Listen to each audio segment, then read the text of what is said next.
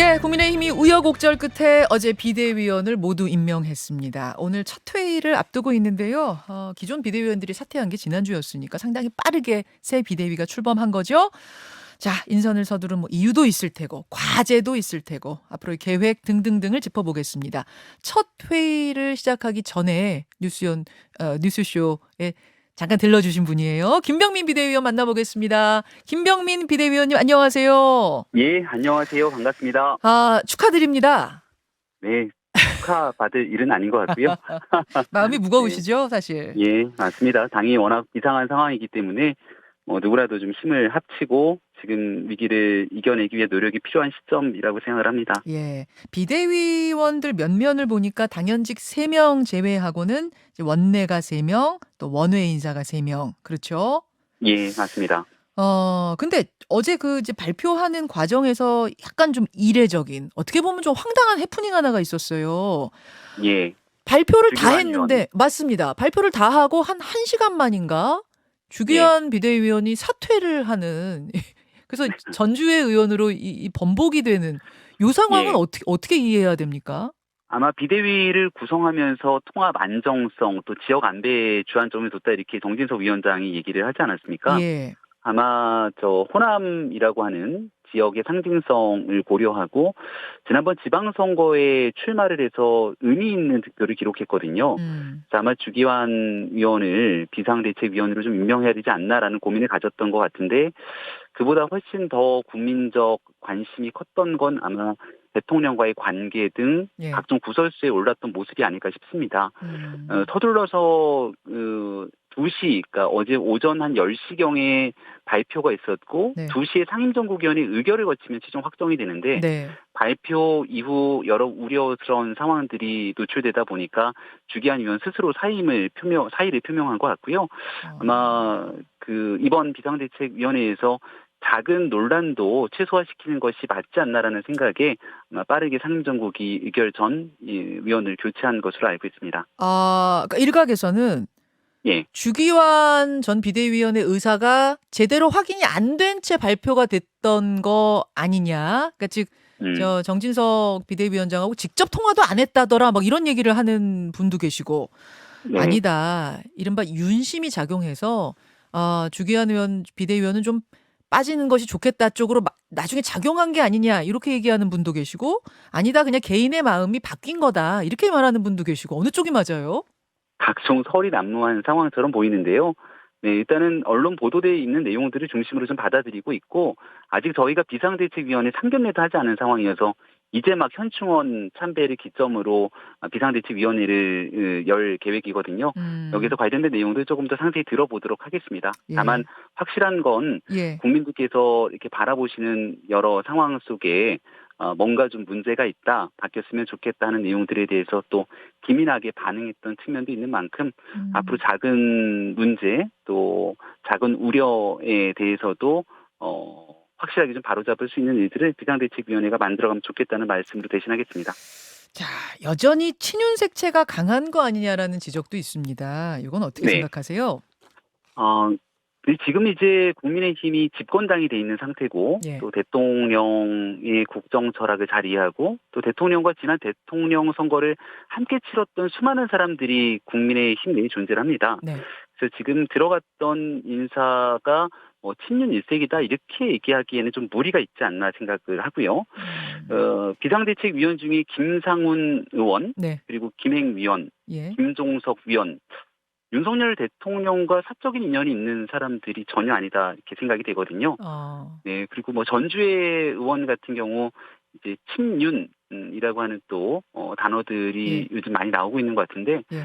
지난 대통령 선거를 다시 기억해 보면 경선이 다 끝나고 이제 본선으로 진출하게 됐을 때 네. 그때 당의 대변인으로 합류했던 인사기도 합니다. 음. 그러니까 오랫동안 대통령과 인연을 맺고 있었던 그런 사람들이 비대위에 대거 포진됐다 이렇게 볼 수 없기 때문에 당을 음. 안정적으로 운영하고 또 현재 있는 대통령실과 국정 철학을 같이 고민하고 공유할 수 있는 그런 사람들로 또 비상대책위원회가 구성됐다고 봐주시는 게 어떨까 합니다. 말하자면 이 김종혁 혁신이 대변인 같은 분, 뭐 이런 분들이 사실 최재형 저 의원 캠프에 대선 때는 있었던 분이잖아요. 예, 뭐 맞습니다. 이런 분들 봐라. 신윤이라고 얘기하기는 어렵다 이런 말씀이세요?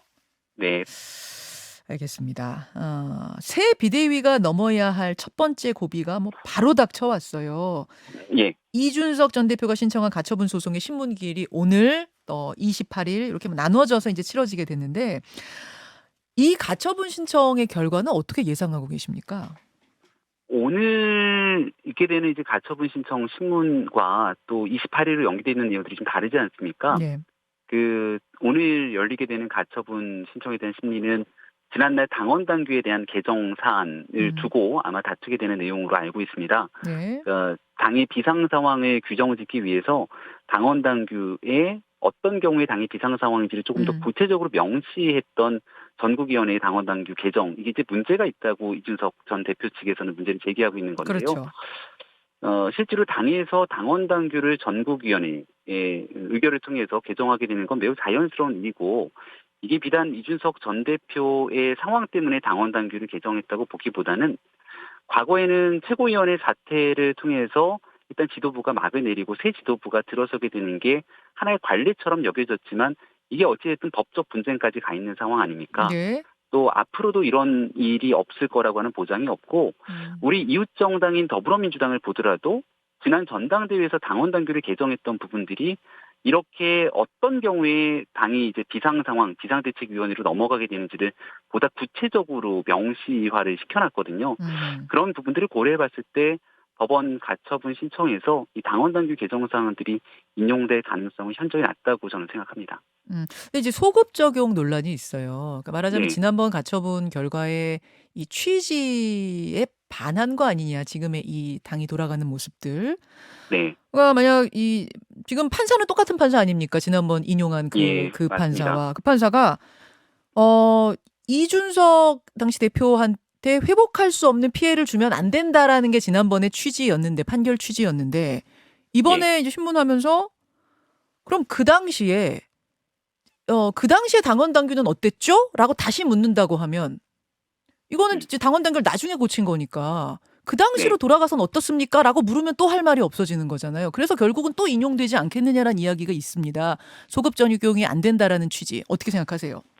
소급 적용을 얘기하는 경우는 예를 들어서 이제 주호영 비상대책위원장에 대한 직무 정지 가처분 신청에 대한 당시 판단 내용이지 않았습니까? 예. 그러니까 주호영 비상대책위원장과 당시 비상대책위원들이 그대로 존속하고, 또 그때 법적 판단에 굉장히 중요한 영향을 미쳤던 건 권성동 원내대표가 그 자리를 유지하고 있었던 상황이기도 합니다. 음. 근데 이제 주호영 비상대책위원장과 비대위원이 전부 사퇴를 하고, 권성동 원내대표도 사의를 표명하고 나서 이제 신임 원내대표가 선출되는 과정을 겪고 있는데요. 네.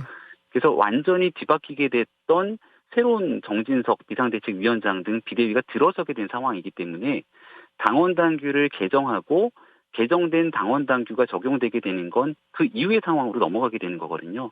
그러니까 그대로 주호영 비대위원장과 권성동 원내대표가 남아있는 상황에서 당원 당규만 바꿔갖고 적용하겠다라고 하면 이거 소급 적용하려고 한 거지라고 규정할 수 있겠습니다만은, 실제 권성동 원내대표의 사퇴를 두고도 굉장히 다양한 의견들이 있었던 상황들을 고려해 보게 됐을 때, 예. 지금 법원에서 판단하게 되는 가처분 신청에서 당원 당규 적용을 이 내용들을 소급 적용한다고 판단되지 않을 거라고 현재 당은 생각하고 있습니다. 인용될 것이다. 이번에는 인용 안 될 거다. 아, 이렇게 보고 계신다는 말씀. 네. 어제 정진석 비대위원장이 사법 자제의 선을 넘어서는 안 된다. 이렇게 얘기를 했어요. 이거 그러니까 사법부가 그만 정치에 끼어들어라. 이런 취지의 어떤 이야기였는데 이거 재판부에 압력 행사하려는 거 아니냐라는 비판도 있습니다. 어떻게 생각하세요? 정치권의 뭐 발언들을 가지고 사법부가 큰 압박을 느낄 정도의 발언이라고 보기는 저는 어렵다고 생각을 하고요. 일단은 가처분에 대한 판단을 존중했기 때문에 여기에 대해서 그 이후에 후속 조치들이 줄줄이 나왔던 거라고 저는 생각을 합니다. 다만 이제 정진석 위원장의 발언의 취지는 예.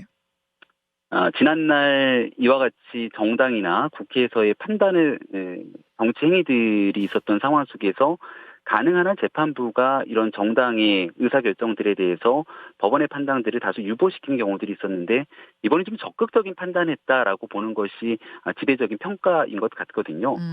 더군다나 당에서 비상 상황을 어떤 경우로 규정하게 되는지에 대한 당원 당규까지 명쾌하게 다시금 재개정을 하고 놨던 상황에도 불구하고 또다시 법원이 적극적으로 당내 활동에 개입하게 되는 모습을 보이게 된다면 예. 이는 국민의힘의 상황뿐 아니라 이를 지켜보고 있는 국민들께서도 법원의 해석에 대해서 얼만큼 신뢰할 수 있을지에 대한 의구심이 들 수도 있습니다. 그런 복합적인 상황들을 고려해서 어. 아마 전반적인 얘기를 건넨 거라고 생각합니다.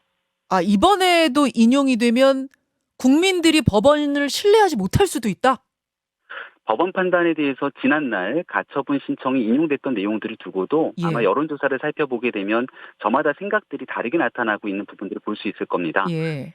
예. 그래서 앞서 설명을 드렸던 것처럼 음. 지난날 법원에서 예를 들어 이제 패스트 트랙이 있었던 당시 한 국회의원의 사보임을 두고도 결국 재판부의 판단을 구하려고 했지만 국회와 정당 내에서 일어났던 일들에 대해서 적극적인 개입 판단을 하진 않았거든요. 그러니까 이런 과거의 전례들을 비춰봤을 때 네. 이번 가처분 신청에서의 지난날 인용 결정이 다소 적극적인 해석이 있다라고 보시는 국민들도 상당합니다. 여기에 이어서 당원당규 개정 그리고 그 이후에 있게 되는 여러 조치들, 주호영 비대위원장의 사퇴, 그리고 권성동 원내대표의 사퇴 등까지 있었음에도 불구하고 예. 또다시 법원에 같은 결정들이 나게 됐을 경우는 당의 이 같은 활동에 적극적으로 개입하려는 것 네. 아니냐라고 생각되는 분들도 분명히 계실 수 있기 때문에 그런 내용에 대한 우려를 전달했다고 다시 한번 예. 말씀드립니다. 근데 뭐 정당 민주주의라는 그 근본을 해치면은 안 된다라는 취지다라고 그 재판의 판사는 썼잖아요. 그러니까 이게 뭐 예, 정치에 개입하지 않아야 될 선까지 개입했다기보다는 그 민주주의라는 기본 원칙을 지킨다라는 차원에서 판사가 판결을 한 것이다. 뭐 결정을 내린 것이다라는 취지로 본다면은 그게 뭐 무리한 개입이다. 이렇게 보긴 또 어려운 측면이 있다는 주장도 있어서 지켜봐야 네, 될 것 같습니다만 만약에 김정인 비대위원님 만약에 예. 또 인용되면 그럼 어떻게 되는 거예요? 이번 비대위는? 만약에. 그 가정을 전제로 말씀을 주시는 거기 때문에 뭐 인용이 된다면 당연히 지난날의 상황처럼 비상대책위원회 예. 정진석 비대위원장의 직무는 정지가 되는 상황이 올 텐데요. 그런 가정을 두고서 다시 지금 현재 상황들을 움직이기에는 너무나 당이 위급한 상태가 돼버렸기 때문에 예, 일단은 예. 재판부의 판단, 가처분 결과에 예. 대해서는 예, 미리 예단해서 말씀드리기가 좀 어렵다는 생각이 듭니다. 아예 그런 상황은 생각하고 싶지 않으신 거죠. 이거 말씀 아, 들어보니까 아예 그냥 생각해서 그 부분은 배제해 놓으신 것 같아요. 그러니까 어. 법원의 판단을 100% 예. 확신할 수 있는 건 아니지 않습니까? 예. 이런저런 경우의 수를 충분히 알겠습니다. 놓고선 생각을 해야겠습니다만은 지금은 알겠습니다. 가처분을 신청한 대상도 있는 것이고 네. 또 집권당이라고 하는 무게를 생각했을 때 음흠. 여기에서 위기를 수습해야 되는 막중한 책무가 있는 만큼 최악의 상황들을 가정해서 말을 꺼내는 것이 적절치 않다는 얘기 드리는 겁니다. 네. 알겠습니다. 그 이준석 전 대표가 어제 방송 인터뷰를 했더라고요. 근데 예. 어떤 이야기를 했냐면 앞에 1열 비대위원 쓰러지니까 또 2열 비대위원 가는 거다. 그리고 나서 뒤로 왜 못 빠지느냐 하면 물러나면 기관총으로 뒤에서 누가 쏘려고 하고 있기 때문이다. 이런 얘기를 했습니다. 이 네. 기관총 들고 있는 누군가가 뒤에 있다. 음. 이거 어떻게 들으셨어요? 이준석 전 대표의 말과 글에 실시간으로 또 반응을 하거나 음. 거기에 또 이야기를 꺼내게 되면 지금 당이 안정을 찾아가고 위기 상황을 극복해야 되는 과정이 별로 도움이 되지는 않는다고 생각을 합니다. 어. 이준석 전 대표가 다소 좀 극단적인 언어를 쓰면서 당에 대한 비판을 해왔던 것이 어제 오늘 일은 아니기 때문에 거기에 대해서 특별히 코멘트를 달고 싶지는 않습니다. 네. 코멘트를 달고 싶지 않다. 예, 뭐, 그거 존중합니다. 현안에 네. 대한 얘기를 좀 해보죠. 사실 이제 비대위가 꾸려지면 당의 최고 지도부가 되는 건데, 김건희 특검법이 이미 뭐 전체 명의로, 민주당 의원 전체 명의로 발의가 돼 있는 상태고, 이런 상황 속에서 김건희 여사는 해외 순방을 가는데요. 예. 이것도 정무적으로 같이 가는 게 맞지 않다라는 어제 그런 뭐 좀 비판들도 있었던 걸로 합니다. 어떻게 생각하세요? 고민정 최고위원이 그 같은 비판을 한 것으로 알고 있고요. 예. 예. 다만 이제 대통령 배우자의 역할에 대해서 근본적인 사항들을 전부 다 어, 깡그리 무시하게 되는 발언들은 민주당 내에서도 도움이 되지 않을 거다라는 비판들도 있다고 생각을 합니다. 엘리자베스 여왕에 대한 장례식에 같이 참석을 할 수 있는 부분이라고 저는 생각을 하고요. 장례식. 네, 그리고 이 유엔 총회 기조연설을 비롯해서 예. 실제 해외 순방에서 할 수 있는 또 배우자가 같이 동반해서 해야 되는 역할들이 있을 겁니다. 다만 이제 국민들께서 걱정하고 우려하고 있는 여러 내용들이 무엇인지를 잘 알고 있기 때문에 예. 그런 걱정과 우려가 없는 상황이 오도록 보다 세심함을 기해야 되는 건 당연한 일이겠죠. 하지만 정쟁의 요소로서 대통령 배우자를 조금 과하게 끌어들이는 모습들을 보여지게 된다면 네, 과거에 있었던 김정숙 여사의 해외 순방마다 논란이 됐던 부분들, 그 당시 민주당이 어떤 예. 방식의 대응들이 있었는지를 또 국민들은 잘 알고 있지 않겠습니까? 이런 내용들이 이번 이 유엔 총회 기조연설 이후 또 바이든 대통령과의 만남이라든지 실제 대한민국이 풀어야 될 굉장히 중요한 과제들이 산적해 있지 않습니까?